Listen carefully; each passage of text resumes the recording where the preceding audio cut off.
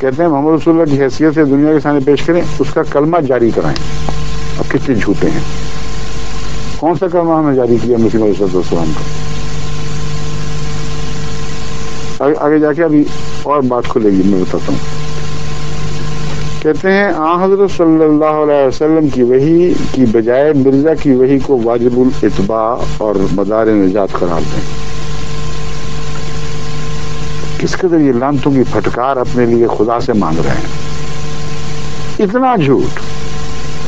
کل عالم کا احمدی گواہ ہے جو میری بات سن رہا ہے کہ نہایت فاسقانہ جھوٹ سے کام لے رہے ملا.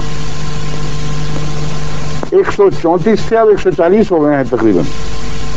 140 ملکوں میں جہاں جہاں احمدی گیا ہے، جہاں احمدی کا پیغام گیا ہے، وہ سارے گواہ اور خدا حق کو حاضر رضا کا گواہی دیتے ہیں یہ جھوٹ بولتا ہے، جھوٹ بولتا ہے، جھوٹ بولتا ہے. کبھی کسی احمدی نے حضرت مسیح موعود کی وحی کو قرآن کی وحی کے مقابل پر قرار دیا ہی نہیں، نہ دے سکتا ہے.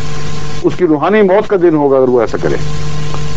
اور کبھی بھی یہ نہیں کہا کہ آپ محمد رسول اللہ مدار نجات نہیں ہیں، بلکہ مرزا غلام احمد قادیانی مدار نجات ہے.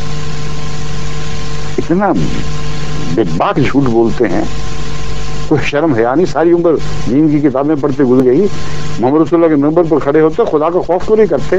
مجبور ہو تمہارا جھوٹ گواہی دے رہا ہے کہ ہم سچے ہیں. حملہ کرنے کا راستہ کوئی نہیں، مصنوعی تصویریں بنانی پڑتی ہیں.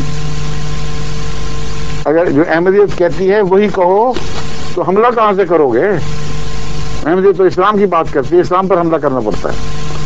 اس لیے پہلے ایک جھوٹا مذہب بنا کر ہماری طرف منسوب کرتے ہیں اور پھر اس کو جوتیاں مارتے ہیں. اب جو جھوٹ تصور کر کے جوتیاں مارتا ہے، اللہ ہی بہتر جانتا ہے کہ جوتیاں کس کو پڑتی ہیں. پھر